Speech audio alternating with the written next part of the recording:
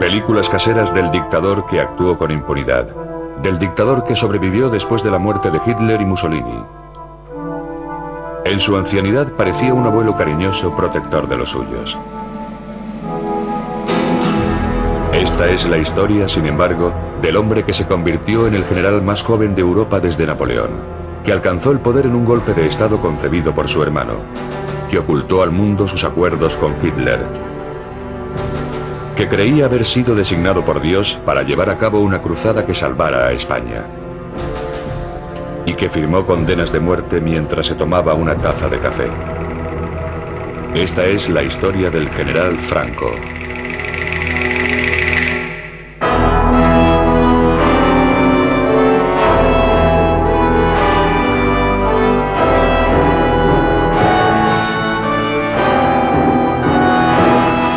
Franco, la verdadera historia.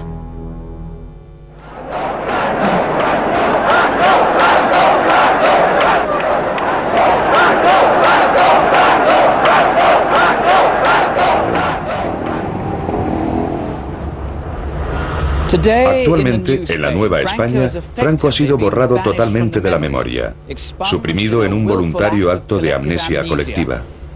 Da la sensación de que su historia es demasiado bochornosa, demasiado dolorosa para recordar, como un libro que nadie se atreve a leer. Como consecuencia de ello, se ha tejido alrededor de su memoria un entramado de leyendas que empieza ahora a clarificarse, permitiendo que emerja el verdadero Franco.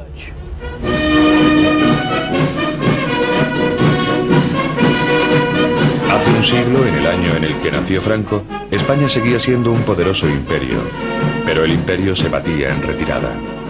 Tenía más de espectáculo que de sustancia. En ninguna parte era tan evidente la decadencia como en el puerto naval del Ferrol, en donde una aislada comunidad seguía aferrada a rígidas tradiciones basadas en la jerarquía y la disciplina. En esta casa, el 4 de diciembre de 1892, nació Francisco Franco en el seno de una familia que había servido a la Marina durante 2 siglos. Eran 4 hermanos y compartió su modesta educación con su hermana Pilar. Mi hermano era un chico muy serio, muy formal, muy delgadito, muy moreno, le llamaban cerillita, cerillita de lo delgadito que era.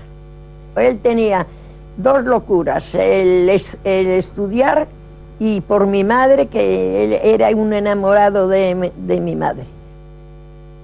Su madre era una mujer austera y piadosa que imbuyó su infancia de fe católica en su forma española más conservadora. Sus valores serían una constante a lo largo de toda la vida de Franco. Su padre, en cambio, un contador naval, era un libre pensador a quien le gustaban la bebida y las mujeres. Humillado por la vergüenza que esto causaba a la familia, Franco sentía un amargo desprecio por su padre, pero al guardárselo para sí, aprendería a reprimir todo tipo de emociones. En 1898 temblaron los cimientos del pequeño mundo de El Ferrol. La desvencijada flota española hubo de enfrentarse a la poderosa y moderna marina norteamericana en guerra por la última colonia española en Latinoamérica, la isla de Cuba. Los españoles enseguida se vieron atrapados en una derrota tan traumática como la de Trafalgar. Pueden imaginarse lo que debió sentir aquel niño de 6 años cuando los restos de la flota regresaron a este puerto de luto. Lo que fue una calamidad para España supuso una tragedia personal para cada uno de los individuos de esta cerrada comunidad.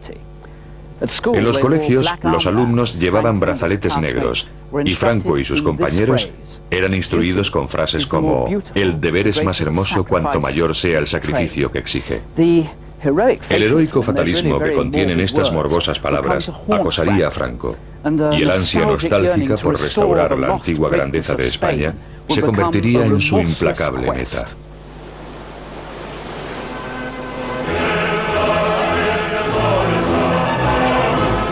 A los 14 años, Franco dejó su hogar por la ciudad de Toledo, en donde había sido encontrada una plaza para él en la Academia Militar de El Alcázar. La academia estaba inspirada en virtudes para las que el joven Franco se mostraba muy predispuesto: deber, honor, valor y patriotismo. Como muestra de ello, poseía hasta su propio himno heroico.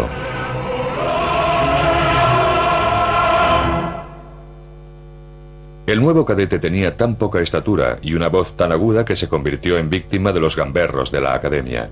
Su constitución era tan frágil que fue obligado a portar un rifle recortado. Humillaciones que soportó con estoica resolución. Franco era diligente, pero no mostraba ninguna cualidad que sugiriera que sería un líder en el futuro. No es de sorprender que al terminar sus estudios, Franco consiguiera el mediocre puesto número 251 entre 312 cadetes. Era el año 1910. Los resultados conseguidos por Franco en la academia significaron que tendría pocas perspectivas en un ejército ya saturado de oficiales. La única forma que tenía de ascender era abandonar España y dirigirse a África, el último puesto de su amado imperio.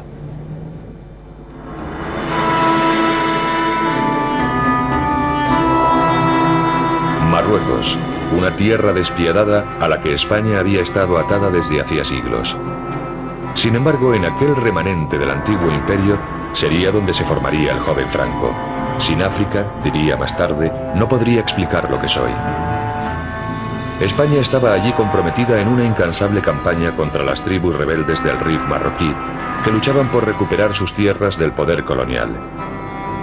En aquella lucha sin cuartel, Franco haría alarde de cualidades que hasta entonces habían pasado desapercibidas. No solo era tenaz, sino que parecía no temerle a nada. Mantenía férreamente la disciplina bajo el fuego enemigo.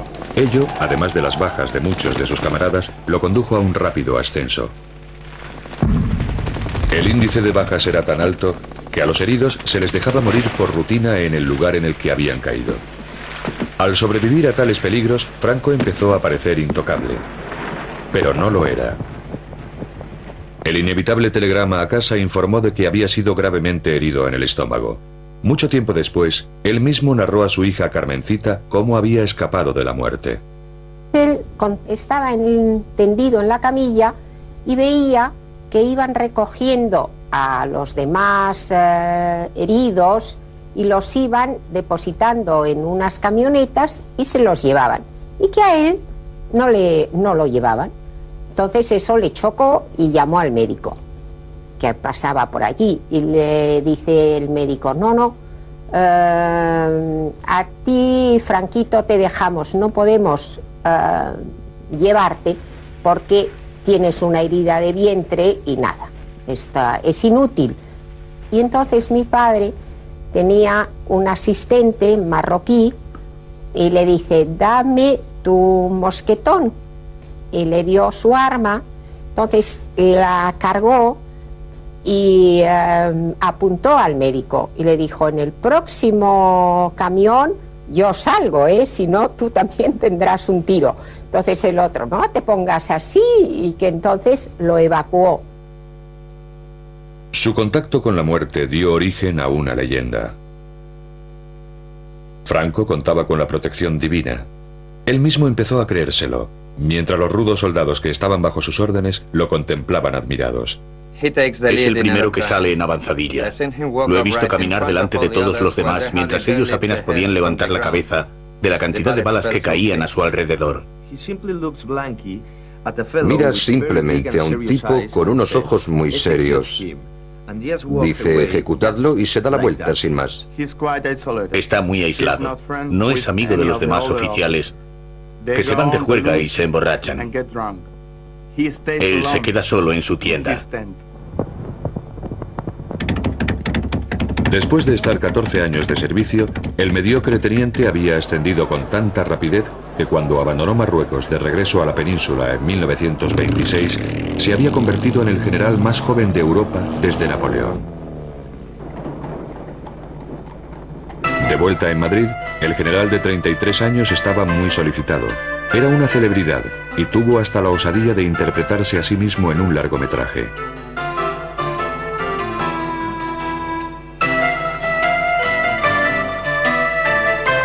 También encontró tiempo para casarse. Su esposa, Carmen Polo, era de buena cuna y estaba bien relacionada. Los ojos de Franco descubrieron un mundo muy diferente de los de El Ferrol y África, pero la vida de la clase alta nunca le entusiasmó. Como primer director de la nueva Academia Militar de Zaragoza, Franco recuperó los antiguos valores del viejo imperio, el único mundo que él había conocido realmente. Aferrado a aquel pasado, compartió con los cadetes su propia y austera visión: el sacrificio por la patria negándose a uno mismo. Pero lejos de aquel entorno militar, la gente se burlaba abiertamente de las virtudes que Franco tanto amaba. Por toda España el viejo orden se estaba viniendo abajo con tal celeridad que en 1931 la monarquía había sido derrocada, estableciéndose una república en su lugar. Se encontraba en el poder un gobierno elegido por el pueblo. Hubo grandes celebraciones, aunque no en casa de Franco, como recuerda su sobrina. La venida de la República para Franco fue un desastre, porque estaba todo en contra de su manera de ser y de su manera de pensar y del concepto de España. Él no creía en los partidos, él no creía en la democracia, él no creía en el voto. Tenía en cuenta lo que iba a suponer la República para el desarrollo de su carrera. Y entonces esto a él le daba miedo. Entonces en las conversaciones que yo asistía en casa, él decía que a dónde íbamos a llegar por ese camino.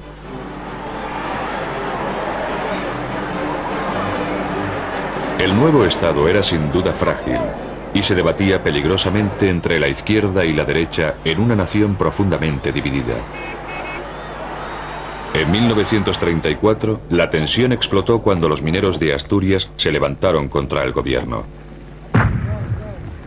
Al haber una coalición conservadora en el poder, se le encomendó a Franco aplastar la revolución, una labor que llevó a cabo con escrupulosa dureza. 2000 mineros resultaron muertos o heridos. Más tarde, Franco sería apodado por los izquierdistas el carnicero de Asturias.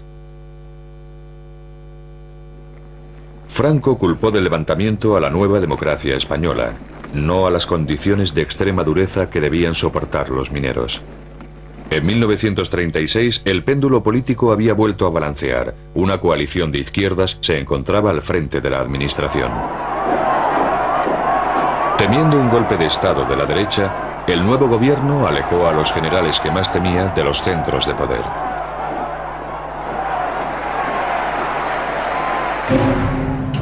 Franco fue desterrado a las aisladas Islas Canarias, a 1300 kilómetros de Madrid.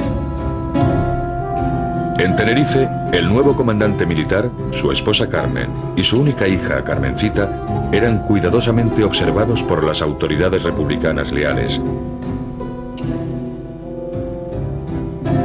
que se aseguraron de intervenir el teléfono de Franco, de abrirle el correo y de vigilar todos sus pasos.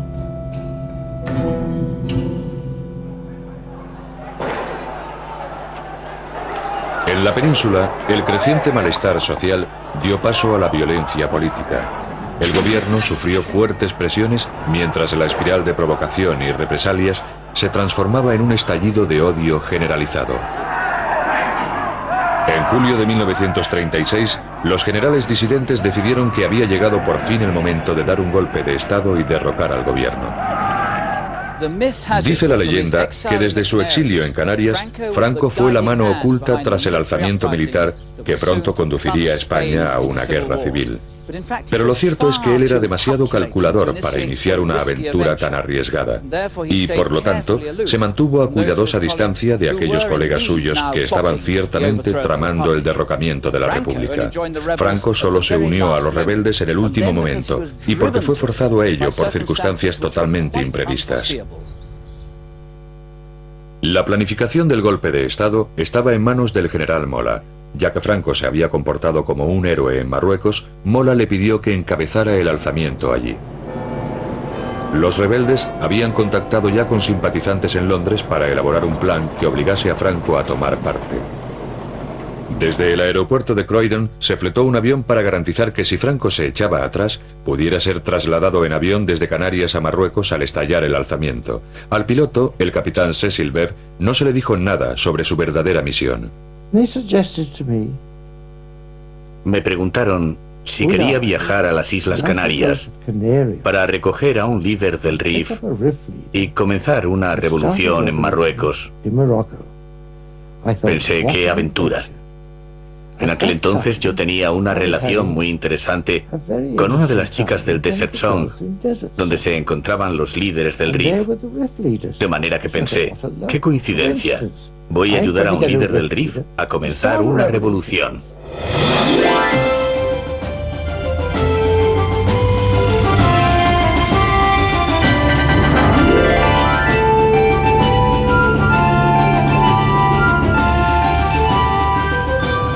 El 11 de julio, el Dragón Rapid despegó rumbo a Canarias.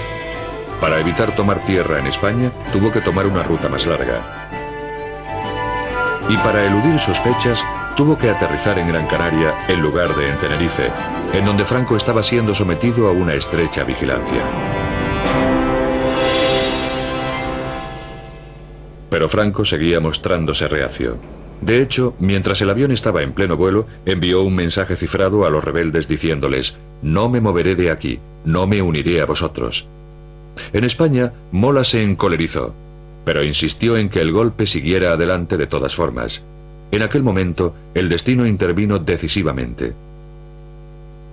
El día 13 fue hallado el cadáver de un influyente político de derechas, Calvo Sotelo.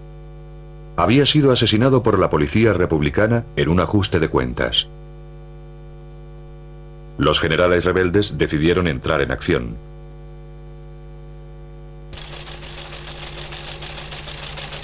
Mola se comunicó por cable cifrado con sus compañeros de conspiración diciéndoles que el alzamiento tendría lugar el 18 de julio. Ahora que nada podía detener el golpe, Franco tuvo que elegir. Sopesó cuidadosamente las ventajas y, al comprender que nadie estaba a salvo, se declaró finalmente a favor de los rebeldes. Su problema, cuando solo faltaban 48 horas para el día decisivo, era llegar al Dragón Rapid que le habían dicho que lo aguardaba en Gran Canaria. A Franco le estaba prohibido salir de Tenerife sin permiso de Madrid. Necesitaba urgentemente un pretexto y una coincidencia fatal se lo suministró de repente. El día de mi santo nos fuimos a Las Palmas porque mi padre tenía que presidir el entierro de un general que se había matado manipulando una pequeña arma. La muerte de un general, una excusa perfecta para viajar a Gran Canaria. A primera hora de la mañana, después del funeral, Franco se encontraba en una habitación de este hotel cuando recibió un telegrama. El mensaje, el alzamiento de Marruecos, se había adelantado un día. Después de hacer los preparativos para que su esposa y su hija salieran en barco hacia Francia, Franco salió disimuladamente del hotel y se encaminó hacia el avión. Pero la noticia del alzamiento se extendió con rapidez. Franco era un hombre buscado. Se bloquearon las carreteras para detenerlo. Tras escapar de sus garras, se escabulló a bordo de este transbordador y alcanzó su destino por mar. A eso de las 3 de la tarde, en voz oí pronunciar la frase: «Aquí viene». Un transbordador pasó por delante del muelle y se dirigió hacia la playa. Mientras los soldados y el personal desembarcaban, pensé: no veo a ningún líder del RIF con su chilaba al viento. ¿Dónde diantre se ha metido? Pero vi a un hombre que parecía un general con un ancho fajín. Cuando se acercó al avión, me fue presentado como el general Franco. Subió a bordo. Yo entré en la cabina, puse en marcha los motores y despegamos. En la península, los rebeldes tenían problemas. En lugar de conseguir el control en toda España, solo lograron hacerse con 2 zonas. Para conquistar el resto del país, necesitaban urgentemente la ayuda del ejército español destacado en Marruecos. Pero la Marina española, que seguía siendo fiel a la República, patrullaba incesantemente el estrecho de Gibraltar. Franco, que había llegado ya a Marruecos, estaba atrapado al otro lado del mar.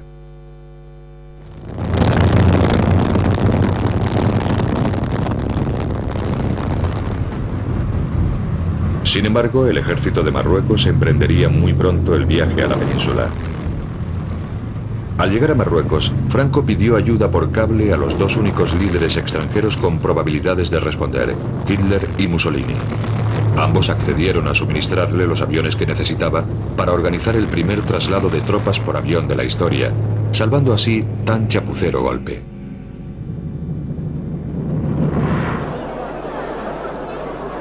Cuando Franco llegó a Sevilla, el rebelde fue recibido como salvador del alzamiento, el general más famoso del llamado Bando Nacional.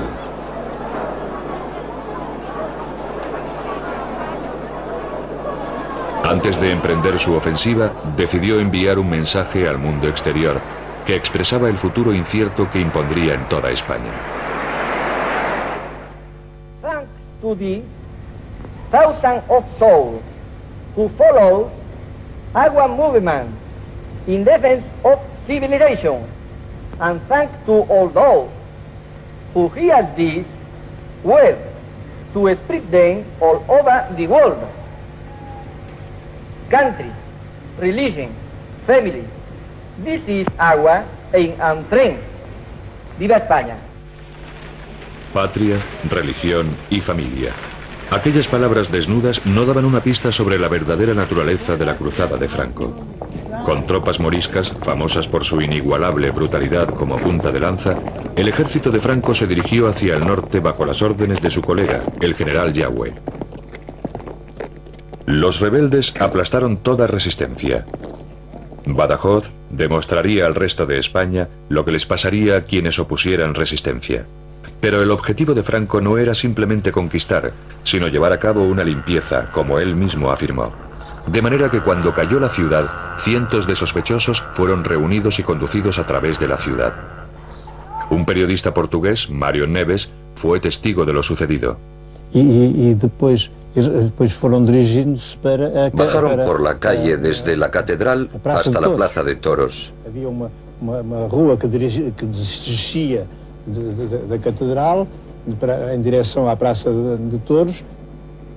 Cuando llegué allí, vi que ya había muchos prisioneros dentro de la plaza. Já muitos presos lá dentro.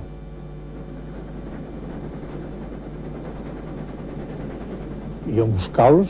La mayoría de los prisioneros estaban encerrados en los toriles en donde solían estar los toros. Los sacaron y los condujeron al centro de la plaza, en donde los fusilaron. Los mataban en pequeños grupos.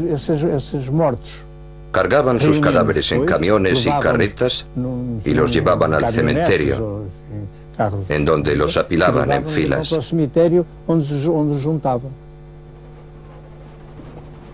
Se calcula que fueron masacradas allí unas 2000 personas, muchas de ellas civiles. En aquel espantoso conflicto se cometieron atrocidades en ambos bandos, pero los nacionales fueron sistemáticos. Como Franco dijo, no habrá tregua ni compromiso. Seguiremos adelante, cueste lo que cueste.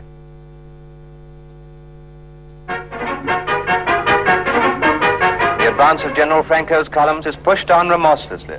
White troops and Moors, well armed and trained in modern methods of warfare, supported by powerful artillery, overcome the resistance of government. Madrid era su destino, pero Franco desvió de repente a sus tropas hacia una ciudad sin ninguna importancia estratégica, pero con un gran significado simbólico. Aquí, en el Alcázar de Toledo, grupos de familias nacionales estaban atrapadas en las bodegas de la antigua Academia de Franco, soportando terribles privaciones. Bajo el asedio de la milicia republicana, su rescate era una cuestión de honor, y para Franco, una ocasión inmejorable para aumentar su prestigio, aprovechando un drama que había cautivado la atención de la opinión pública.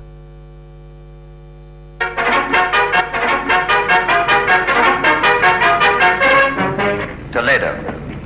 Through the ruins of the Alcazar stormed the relieving troops and the garrison is saved. Men who had given up hope of life, who had received the last rites of the church, who had determined to die fighting rather than be taken alive, meet their deliverers. Aquel fue el momento de la verdad y sería presenciado por todo el mundo. Franco como Salvador. Solo que Franco no estaba allí. Cuando llegó realmente, se reprodujeron meticulosamente las escenas para mostrarlo como el hombre destinado para España. algo en lo que sin duda se había convertido.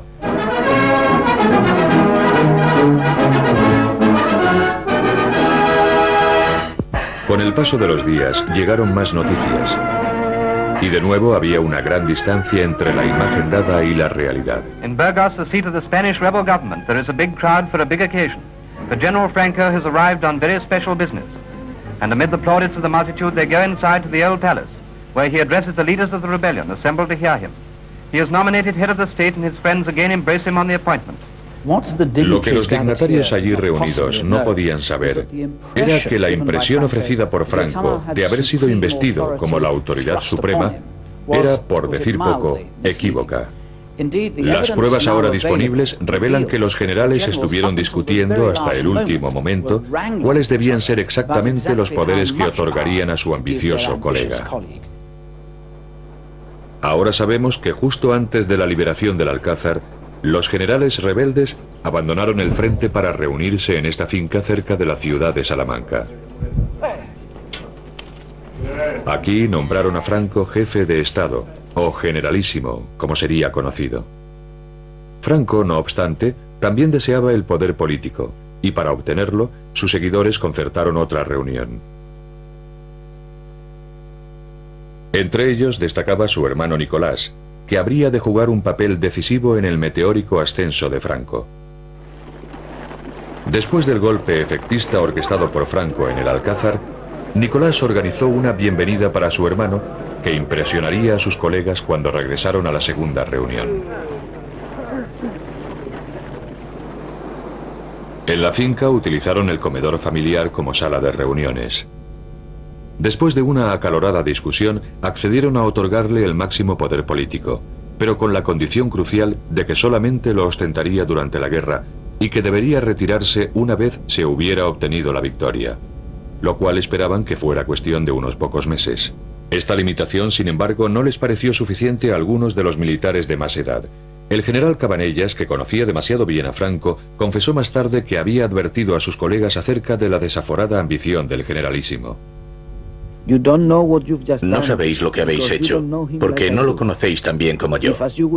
Si, como pretendéis, le hacéis entrega de España, creerá que es suya y no permitirá que nadie lo sustituya ni durante la guerra, ni después de ella, hasta que haya muerto. El decreto fue llevado al cuartel general de los rebeldes en Burgos para ser impreso.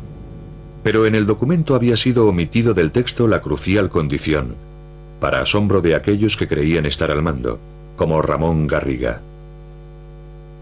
En la reunión de Salamanca, celebrada por los generales, en el documento que establecieron, pusieron la frase que Franco sería jefe, pero que al final de la guerra él dejaría de ser jefe, y esta frase no apareció en el documento.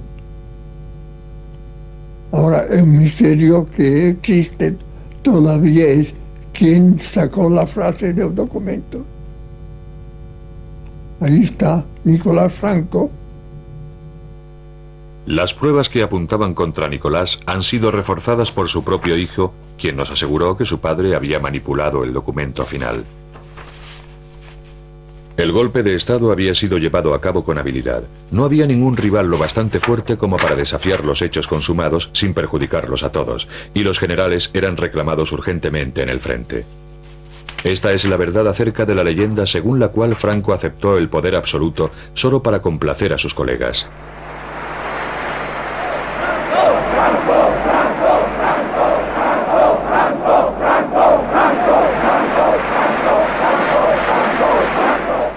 Cuando Franco salió al balcón para saludar a la multitud congregada ahí abajo, sabía algo que ellos desconocían, que ahora era de hecho su dictador de por vida. A partir de entonces, Franco dejaría de ser un simple mortal.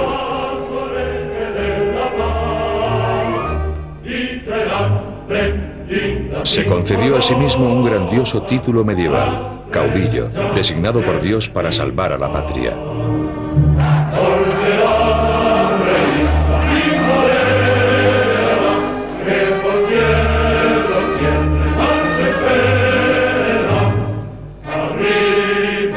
proclamar que la suya era una cruzada santa, comprometió a los jefes de la Iglesia Católica con su causa.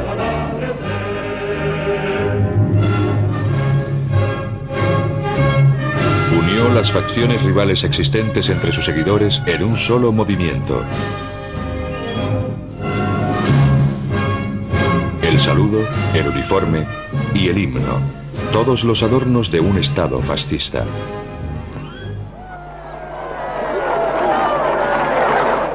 El caudillo se rodeó entonces de todo el boato del poder, incluyendo una guardia de honor formada por tropas moras. Pero aún así, todavía no gobernaba España.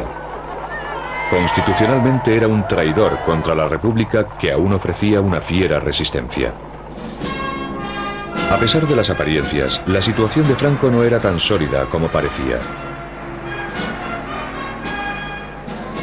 Para ganar la guerra necesitaba más armas, más hombres, y de nuevo se volvió hacia Hitler y Mussolini, asegurándoles que esta también era su cruzada.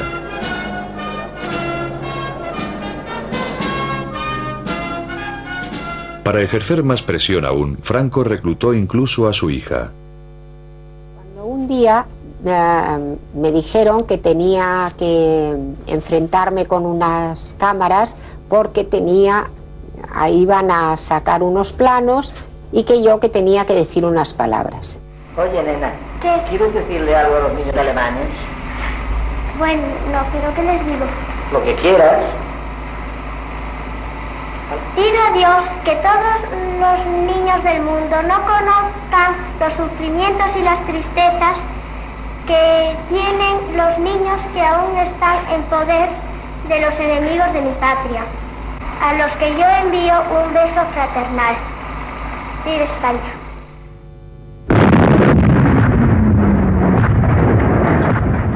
En su cruzada por limpiar profundamente España, el generalísimo decidió aniquilar al enemigo no rápidamente, sino por agotamiento.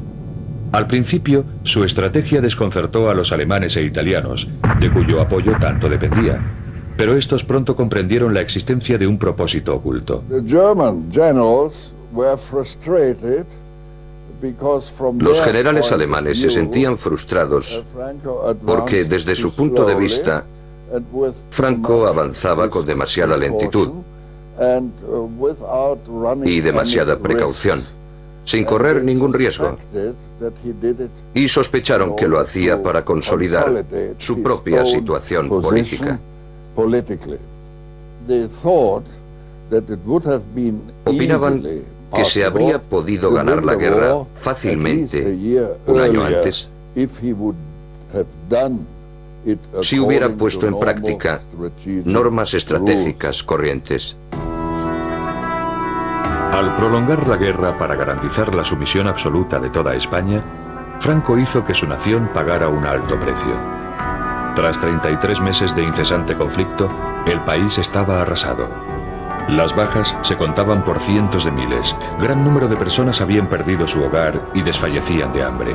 Miles huyeron al exilio. Una nación dividida había sido rota en pedazos. En la primavera de 1939, el tímido muchacho que apenas podía sostener un rifle tenía un pueblo a sus pies. Ahora por fin uniría a España en el temor de Dios y devolvería su antiguo esplendor al imperio en decadencia.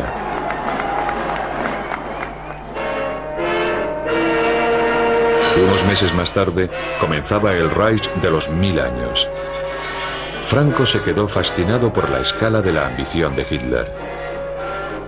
Años después, cuando quiso ser considerado como uno de los grandes hombres de Estado de Europa, la verdad acerca de su ambiciosa actuación durante esta guerra fue cuidadosamente revisada para ocultar ciertas pruebas realmente bochornosas. Los seguidores de Franco se han esforzado mucho por convencer al mundo de que su hombre jugó un papel muy astuto durante la Segunda Guerra Mundial y de que, a pesar de las fuertes presiones para que se uniera al eje, se impuso con fuerza para mantener a España al margen de la guerra y de que en realidad no había sido más que un espectador patriótico de aquel gran cataclismo.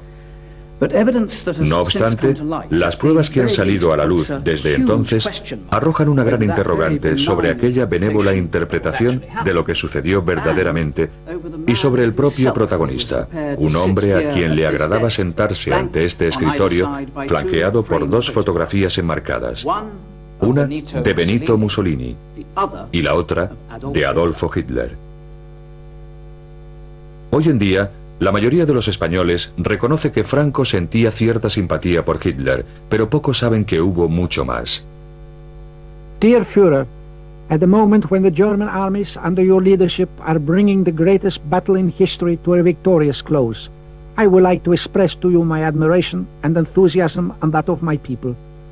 I do not need to assure you of how great is my satisfaction in rendering to you at all times services which you regard as most valuable. With the expression of my unchanging friendship and regard, General Franco. Detrás de aquellos halagos había un frío cálculo. En junio de 1940, mientras los panzers alemanes bombardeaban Europa, el caudillo pensó en hacer realidad sus propios sueños imperiales siguiendo la estela de las conquistas nazis. Estando Francia ocupada y Gran Bretaña con muchas posibilidades de caer pronto bajo el yugo, Hitler tendría pronto Europa en sus manos. Al menos eso le parecía a Franco. A finales del verano de 1940, Franco envió a su cuñado, Serrano Suñer, a Berlín como enviado personal. Der Führer empfing den Abgesandten General Francos, Innenminister Serrano Suñer, zu einer längeren Aussprache in der neuen Reichskanzlei. A Serrano se le encomendó que informase a sus anfitriones de que España entraría en guerra en el bando alemán a cambio de ayuda y armas y un buen trozo de África del Norte en donde volver a instaurar el imperio español. A los alemanes no les impresionó la oferta, como descubrió el enviado de Franco en un humillante encuentro con el ministro de Asuntos Exteriores nazi.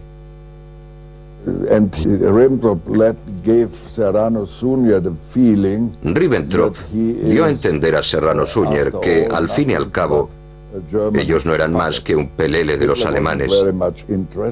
A Hitler no le interesaba demasiado lo que España necesitaba para tomar parte en la guerra. Franco había sobrevalorado sus cartas, pero no se rindió y conminó a su cuñado para que perseverara, diciéndole que aquel desprecio era obra de los subordinados de Hitler y no del propio Führer. Serrano pronunció entonces un discurso grabado por los alemanes, pero suprimido más adelante por los españoles. Este documento ha sido descubierto recientemente.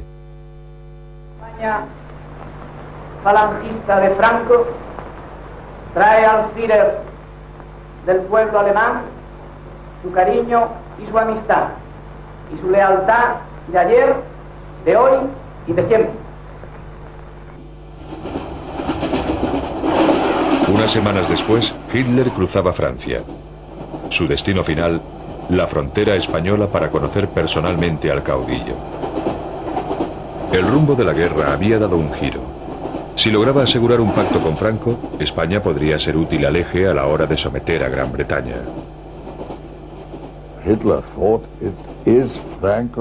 Hitler pensó que Franco tenía el deber de entrar en el bando alemán, como agradecimiento por todo lo que Alemania había hecho por España y por Franco en concreto.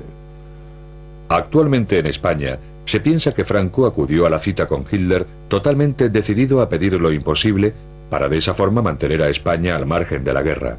Las pruebas demuestran lo contrario. Acompañado por su cuñado, Franco partió de San Sebastián hacia su fatal encuentro en Hendaya, a solo 25 kilómetros de la frontera francesa.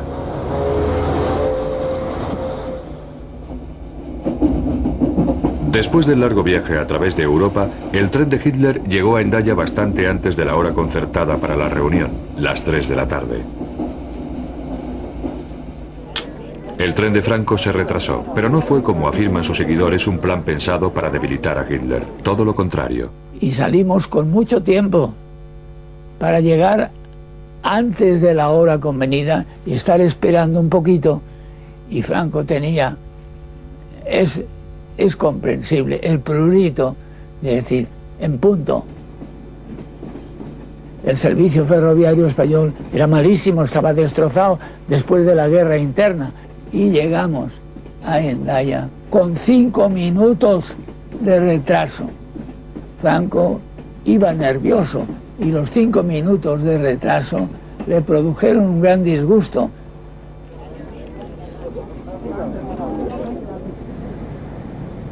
Franco, en lugar del retraso de la elección, lo que hizo es que Hitler le dio la mano y Franco le cogió a Hitler su mano con las dos suyas para ser más afectuoso todavía.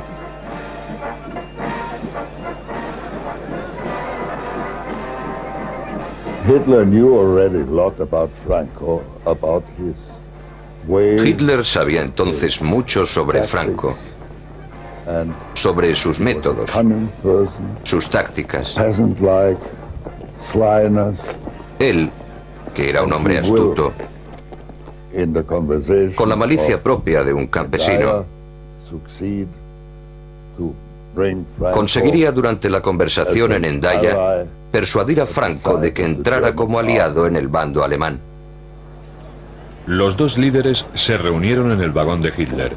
Solo se conservan fragmentos de los documentos oficiales en los que se registró la conversación, pero el único superviviente de la reunión insiste en que Franco estaba decidido a conducir a España hacia los estragos de la Segunda Guerra Mundial siempre que se le asegurara a cambio su preciado imperio.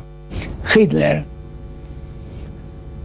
que era quien era, dice, después de tantas palabras bonitas, dice, ahora vamos a lo nuestro, a nuestros asuntos.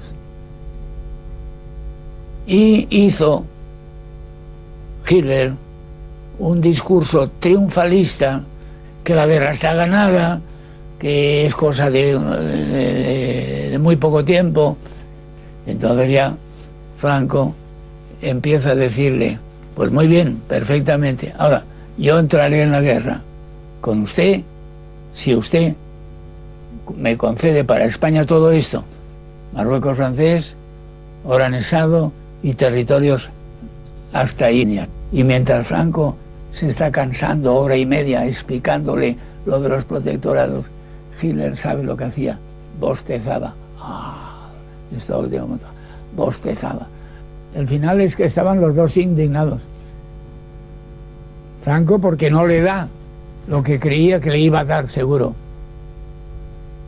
Pues Franco, que pensaba venir aquí diciendo, os traigo un imperio, pues no traía nada. Después de una agotadora sesión, la reunión se levantó. Incapaz de pagar el precio exigido por Franco sin poner en peligro otras prioridades, Hitler regresó a Berlín. Hitler was furious, and he said he would prefer Hitler estaba furioso y dijo que preferiría que le arrancaran 4 dientes a mantener otra conversación parecida con Franco. Si el propósito de Franco hubiera sido realmente evitar que España entrara en guerra, lo normal sería que hubiera salido encantado de la reunión, pero no fue así. Y en cambio Franco, nos metemos ya en nuestro tren y estaba indignado, viendo estos tíos, son repugnantes, lo quieren todo y no dan nada, esto es intolerable y tal. Según la leyenda, fue en Hendaya en donde Franco detuvo el avance de Hitler y ordenó al Führer que volviera a hacer las maletas. Sin embargo, lo que ocurrió realmente fue que Franco recibió una lección un tanto brutal sobre la realidad del poder. Su sueño del que el renacimiento del Imperio Español se llevara a cabo por cortesía del Tercer Reich no solo fue despreciado, sino expuesto como una fantasía ingenua. En cuanto al exhausto Hitler, al día siguiente estampó su firma en un documento secreto por el que comprometía a España en el tratado entre nazis y fascistas, que él pensaba que lo conduciría pronto a la victoria sobre Gran Bretaña. Cuando empezó a hacerse evidente que la victoria nazi se iba a posponer indefinidamente, Franco tuvo la cautela de retomar sus relaciones con los aliados, manteniendo una estricta neutralidad. No obstante, en 1941 fue enviado el primer contingente de 47.000 hombres para combatir junto al ejército alemán en el frente ruso, en donde, según palabras del propio Franco, la sangre de nuestra juventud se mezclará con la del eje. La División Azul, así como materias primas vitales, la utilización de bases de submarinos y centros de espionaje, simbolizaron un compromiso con Alemania del que solo se obtendría una amarga recompensa. En 1945, tras la desaparición de los otros dos dictadores, Franco se encontraba aislado y aparecía ante los ojos del mundo entero como un indeseable fascista.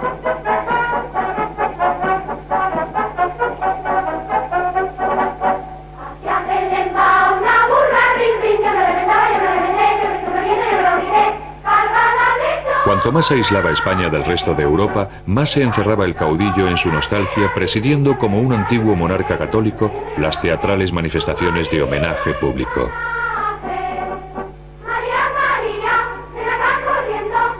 El mundo exterior, declaró, no es importante. Nosotros hemos de mirar hacia adentro. Quizás lo que más le impresionaba de los reyes católicos fue la unidad.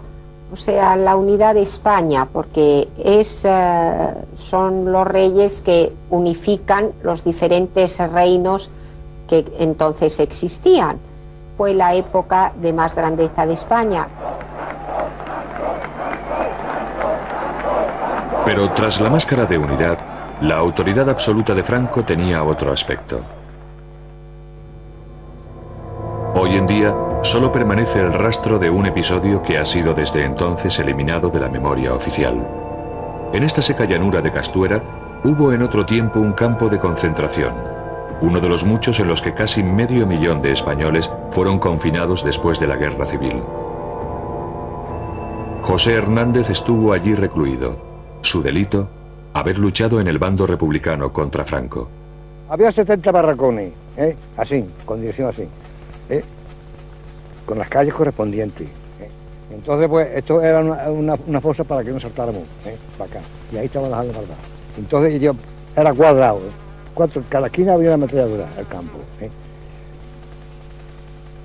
Éramos 12.000 y pico de personas en un cuartel. Ya le digo que el trato fue criminal. Dormí en el suelo pelado, comida nada, agua menos.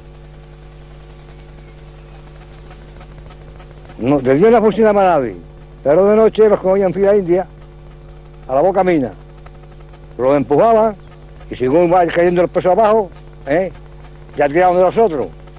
Y si alguno quedaba con vida, pues siempre se quedan con vida, entonces no mueren. Una bomba de mano. Cuando dormíamos en el suelo, pues sentíamos la explosión. Esta noche ha visto salida.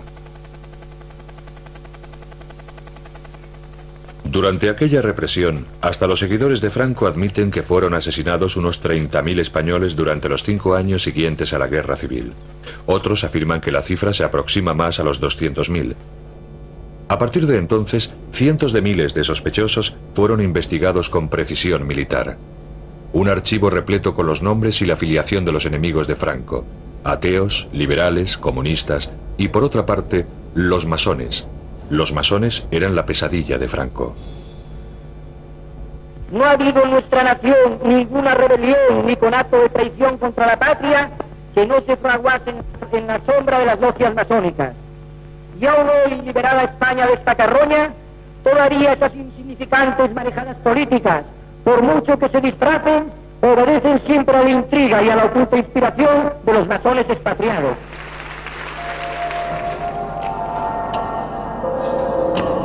El odio que Franco sentía por la masonería era tan obsesivo que llegó incluso a construir su propia logia masónica como recuerdo permanente de aquel particular descenso al infierno. Con un esmero patológico, reunió todo tipo de extrañas reliquias, símbolos para él del anticristo y del antiespañolismo del que debía salvar a la madre patria. Y por lo tanto, la masonería, al igual que el comunismo, estaba prohibida.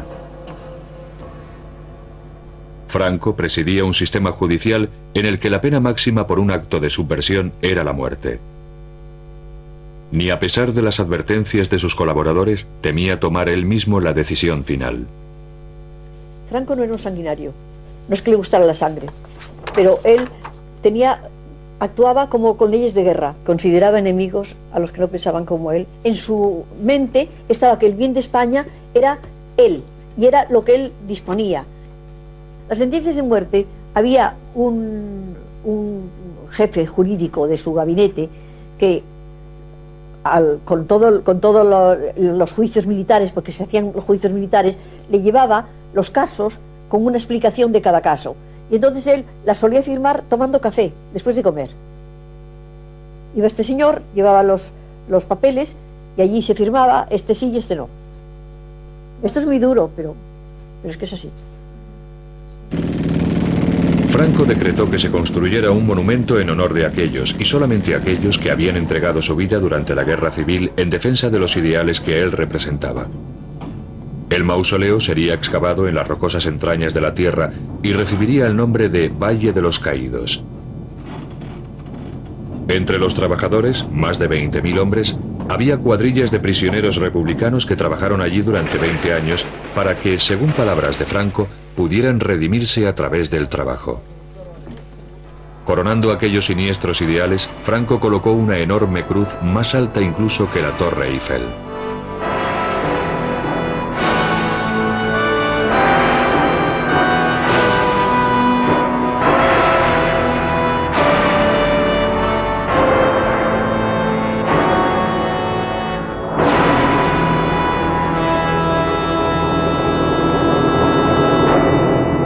Sin embargo, aquellos ideales no podían sobrevivir sobre la base de una economía que hacía aguas.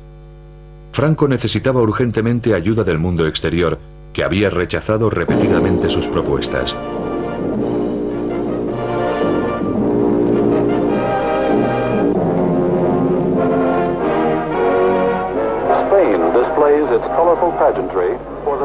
En 1959, el líder del mundo libre puso pie en un país que había sido condenado al ostracismo por las demás democracias. Pero era la época de la Guerra Fría, y España ofrecía un puesto estratégico contra la Unión Soviética. Además, el enemigo de mi enemigo es mi amigo, aunque este se llamara Franco. Generalissimo, ladies and gentlemen, let me assure you of my satisfaction that at long last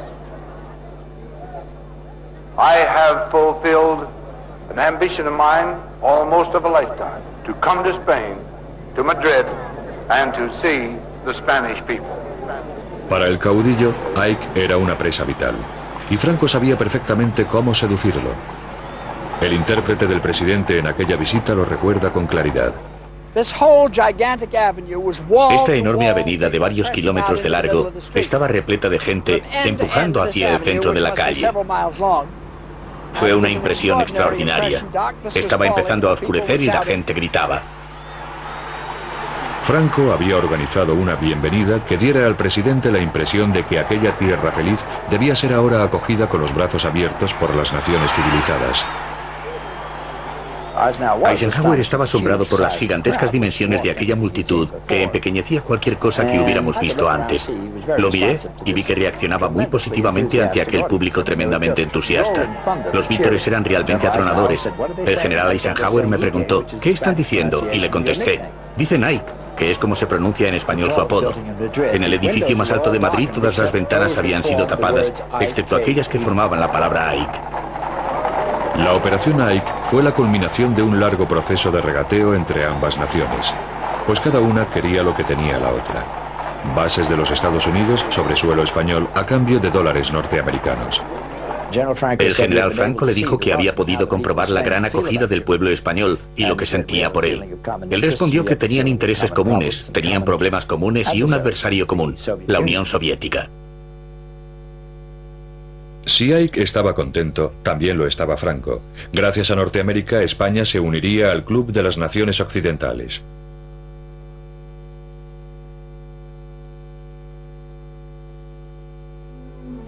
Por fin, Franco podía empezar a relajarse y a cultivar una imagen diferente. Ya no era el caudillo en plena cruzada, sino un hombre paternalista y generoso que protegía al pueblo español. Y resultaba mucho más fácil ahora que gobernaba bajo un despegue económico, algo que apenas comprendía, pero del que siempre se declaró responsable. Excelencia, Nodo quiere también felicitarle y recoger sus palabras para los espectadores de nuestro noticiario. Yo saludo y felicito al Nodo en este 20 aniversario de su fundación. Y de esa paz y tranquilidad de España envío mis votos de paz y de felicidad para todo el mundo del año 1963. Gracias, Excelencia. Detrás de aquella fachada paternal, sin embargo, se seguía imponiendo una política represiva, algo que Franco comprendía perfectamente. En toda Europa, los años 60 fueron el comienzo de una nueva era de libertades sociales y de protestas políticas, pero no en España, en donde el Estado policial seguía amordazando la libertad de expresión y opinión. Había el viejo principio de que la guerra, la información, él tomaba siempre la cosa de una beligerancia frente a un enemigo que era el comunismo. Pues la información es básica para ganar una victoria.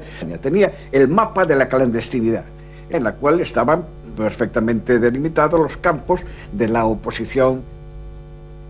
Franco no comprendía los cambios que agitaban al mundo exterior y sentía una profunda adversión por el modo en el que empezaban a infiltrarse también en España. Era un anciano que se refugiaba cada vez más en la seguridad nostálgica de la finca privada que se había construido en El Pardo. Para el resto de los españoles, se fue convirtiendo poco a poco en un fantasma de sí mismo que planeaba perpetuamente sobre su destino, incapaz de ceder y que se negaba a marcharse. Dentro de El Pardo, Franco pasaba largas horas viendo películas en donde revivía las historias épicas del glorioso pasado español. Y con sus películas domésticas se recreaba en las ilusiones del presente acompañadas de su propia banda sonora.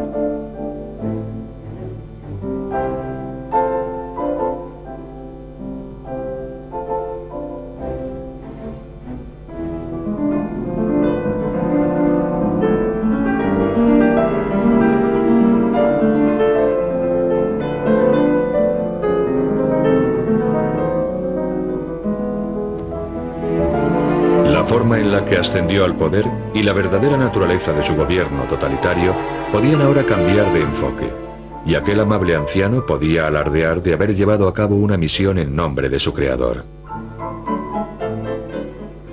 Franco se creía un enviado de Dios, y yo creo que nunca dudó de que él era un hombre enviado por Dios para salvar a España. Por eso creo que moriría en paz, seguro, porque él estaba muy seguro de esa misión. Y eso sí me lo dijo el mismo Franco a mí, que él se creía un enviado de Dios para ser padre de los españoles, y él me decía esta frase: padre, miren, me extraña mucho que algunos españoles estén contra mí, porque yo me considero padre de todos los españoles.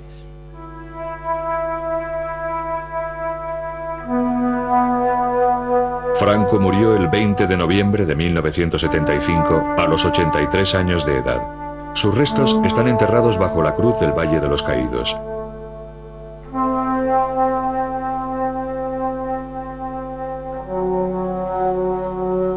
La huella de este hombre ha quedado grabada de forma indeleble en la historia de España. Los españoles rechazan ahora aquel pasado, pero todavía lo encuentran demasiado molesto para identificarse con él como individuos y como nación.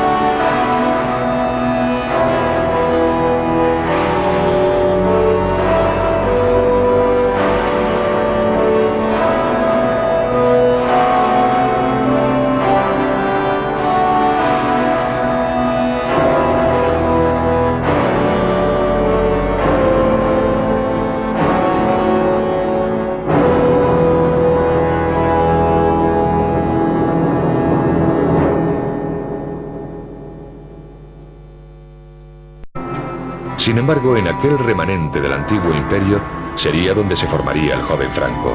Sin África, diría más tarde, no podría explicar lo que soy.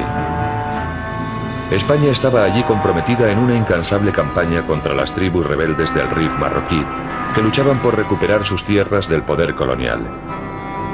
En aquella lucha sin cuartel, Franco haría alarde de cualidades que hasta entonces habían pasado desapercibidas. No solo era tenaz, sino que parecía no temerle a nada. Mantenía férreamente la disciplina bajo el fuego enemigo. Ello, además de las bajas de muchos de sus camaradas, lo condujo a un rápido ascenso. El índice de bajas era tan alto que a los heridos se les dejaba morir por rutina en el lugar en el que habían caído. Al sobrevivir a tales peligros, Franco empezó a parecer intocable.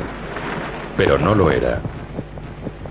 El inevitable telegrama a casa informó de que había sido gravemente herido en el estómago. Mucho tiempo después, él mismo narró a su hija Carmencita cómo había escapado de la muerte. Él estaba tendido en la camilla y veía que iban recogiendo a los demás heridos y los iban depositando en unas camionetas y se los llevaban. Y que a él no lo llevaban. Entonces eso le chocó y llamó al médico que pasaba por allí y le dice el médico, no, a ti, Franquito, te dejamos, no podemos llevarte porque tienes una herida de vientre y nada, es inútil. Y entonces mi padre tenía un asistente marroquí y le dice, dame tu mosquetón, y le dio su arma, entonces la cargó y apuntó al médico y le dijo, en el próximo camión yo salgo, si no tú también tendrás un tiro. Entonces el otro, no te pongas así, y que entonces lo evacuó. Su contacto con la muerte dio origen a una leyenda. Franco contaba con la protección divina. Él mismo empezó a creérselo, mientras los rudos soldados que estaban bajo sus órdenes lo contemplaban admirados. Es el primero que sale en avanzadilla. Lo he visto caminar delante de todos los demás mientras ellos apenas podían levantar la cabeza de la cantidad de balas que caían a su alrededor. Mira simplemente a un tipo con unos ojos muy serios. Dice, ejecutadlo, y se da la vuelta sin más. Está muy aislado. No es amigo de los demás oficiales que se van de juerga y se emborrachan. Él se queda solo en su tienda. Después de estar 14 años de servicio, el mediocre teniente había ascendido con tanta rapidez que cuando abandonó Marruecos de regreso a la península en 1926, Franco fue desterrado a las aisladas Islas Canarias, a 1.300 kilómetros de Madrid. En Tenerife, el nuevo comandante militar, su esposa Carmen y su única hija, Carmencita, eran cuidadosamente observados por las autoridades republicanas leales, que se aseguraron de intervenir el teléfono de Franco, de abrirle el correo y de vigilar todos sus pasos.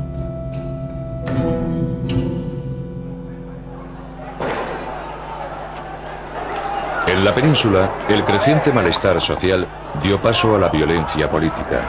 El gobierno sufrió fuertes presiones mientras la espiral de provocación y represalias se transformaba en un estallido de odio generalizado. En julio de 1936, los generales disidentes decidieron que había llegado por fin el momento de dar un golpe de Estado y derrocar al gobierno. Dice la leyenda que desde su exilio en Canarias, Franco fue la mano oculta tras el alzamiento militar que pronto conduciría a España a una guerra civil. Pero lo cierto es que él era demasiado calculador para iniciar una aventura tan arriesgada y, por lo tanto, se mantuvo a cuidadosa distancia de aquellos colegas suyos que estaban ciertamente tramando el derrocamiento de la República. Franco solo se unió a los rebeldes en el último momento y porque fue forzado a ello por circunstancias totalmente imprevistas. La planificación del golpe de Estado estaba en manos del general Mola. Ya que Franco se había comportado como un héroe en Marruecos, Mola le pidió que encabezara el alzamiento allí. Los rebeldes habían contactado ya con simpatizantes en Londres para elaborar un plan que obligase a Franco a tomar parte. Desde el aeropuerto de Croydon se fletó un avión para garantizar que si Franco se echaba atrás, pudiera ser trasladado en avión desde Canarias a Marruecos al estallar el alzamiento. Al piloto, el capitán Cecil Bebb, no se le dijo nada sobre su verdadera misión. Me preguntaron si quería viajar a las Islas Canarias para recoger a un líder del RIF y comenzar una revolución en Marruecos. Pensé, qué aventura. En aquel entonces yo tenía una relación muy interesante con una de las chicas del Desert Song, donde se encontraban los líderes del RIF. De manera que pensé, qué coincidencia, voy a ayudar a un líder del RIF a comenzar una revolución.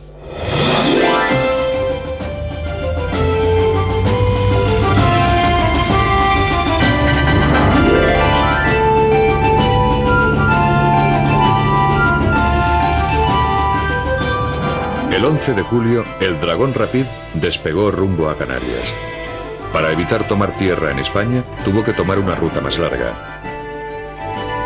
Y para eludir sospechas, tuvo que aterrizar en Gran Canaria en lugar de en Tenerife, en donde Franco se había convertido en el general más joven de Europa desde Napoleón. De vuelta en Madrid, el general de 33 años estaba muy solicitado. Era una celebridad y tuvo hasta la osadía de interpretarse a sí mismo en un largometraje.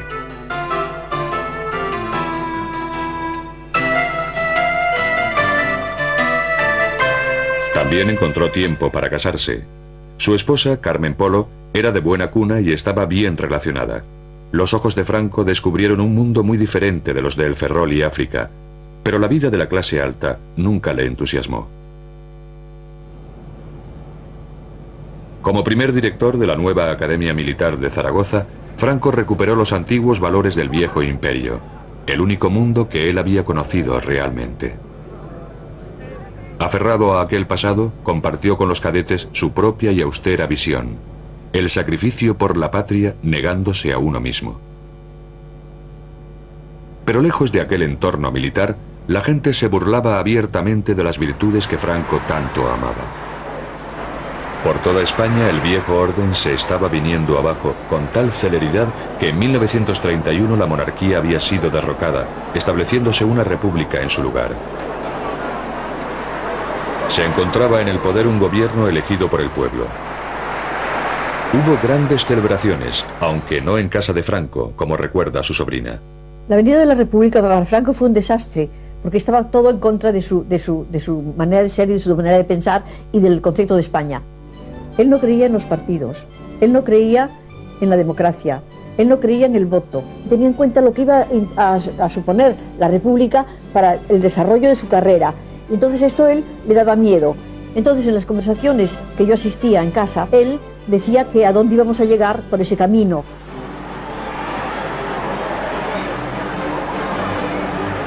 El nuevo Estado era sin duda frágil y se debatía peligrosamente entre la izquierda y la derecha en una nación profundamente dividida. En 1934, la tensión explotó cuando los mineros de Asturias se levantaron contra el gobierno. Al haber una coalición conservadora en el poder, se le encomendó a Franco aplastar la revolución, una labor que llevó a cabo con escrupulosa dureza. 2000 mineros resultaron muertos o heridos. Más tarde, Franco sería apodado por los izquierdistas el carnicero de Asturias. Franco culpó del levantamiento a la nueva democracia española, no a las condiciones de extrema dureza que debían soportar los mineros. En 1936, el péndulo político había vuelto a balancear. Una coalición de izquierdas se encontraba al frente de la administración. Temiendo un golpe de Estado de la derecha, el nuevo gobierno alejó a los generales que más temía de los centros de poder.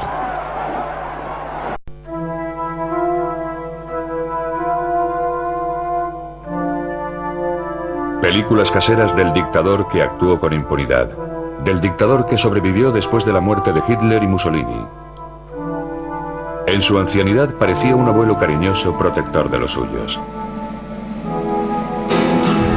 Esta es la historia, sin embargo, del hombre que se convirtió en el general más joven de Europa desde Napoleón, que alcanzó el poder en un golpe de Estado concebido por su hermano, que ocultó al mundo sus acuerdos con Hitler, que creía haber sido designado por Dios para llevar a cabo una cruzada que salvara a España, y que firmó condenas de muerte mientras se tomaba una taza de café.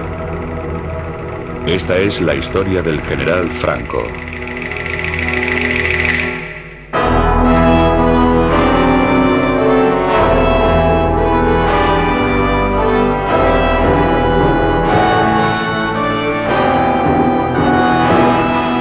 Franco, la verdadera historia.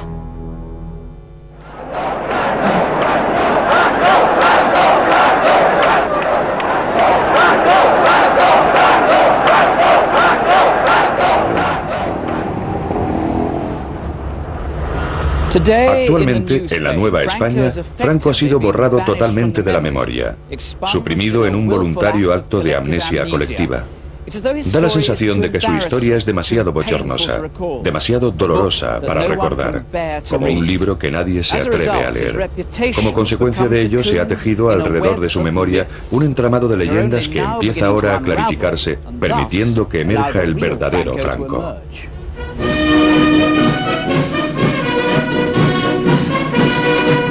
Hace un siglo, en el año en el que nació Franco, España seguía siendo un poderoso imperio, pero el imperio se batía en retirada. Tenía más de espectáculo que de sustancia.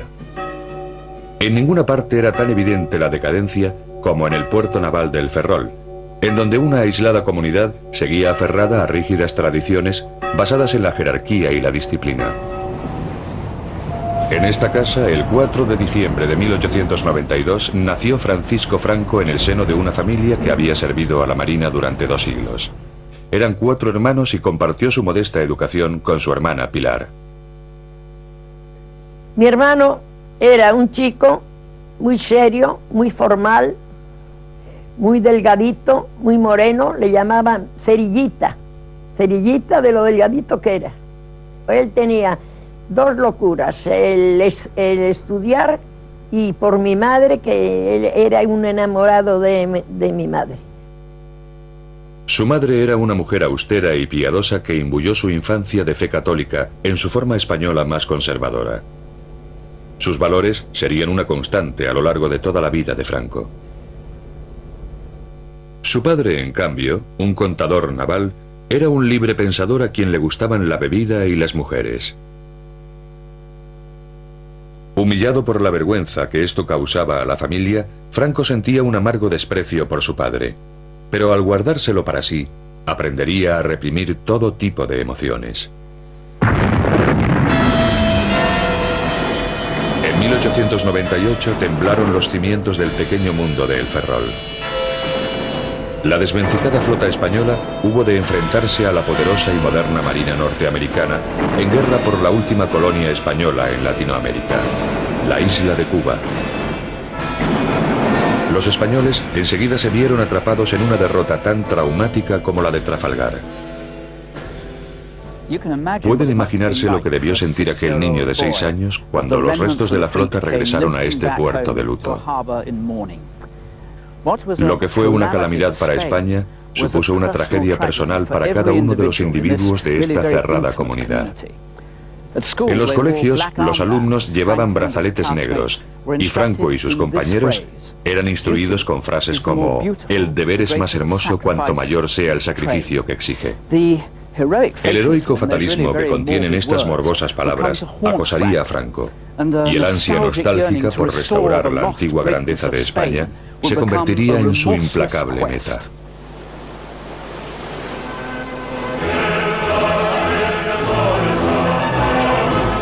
A los 14 años, Franco dejó su hogar por la ciudad de Toledo, en donde había sido encontrada una plaza para él en la Academia Militar de El Alcázar. La academia estaba inspirada en virtudes para las que el joven Franco se mostraba muy predispuesto: deber, honor, valor y patriotismo.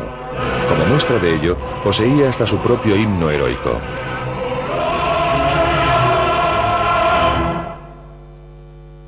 El nuevo cadete tenía tan poca estatura y una voz tan aguda que se convirtió en víctima de los gamberros de la academia. Su constitución era tan frágil que fue obligado a portar un rifle recortado.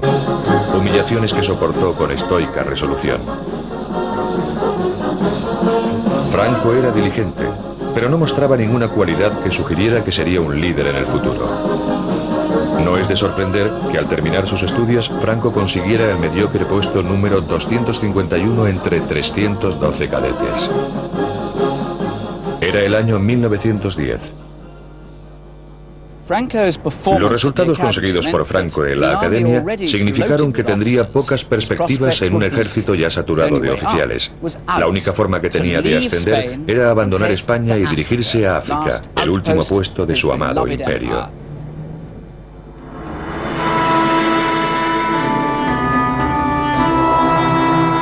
Marruecos, una tierra despiadada a la que España había estado atada desde hacía siglos.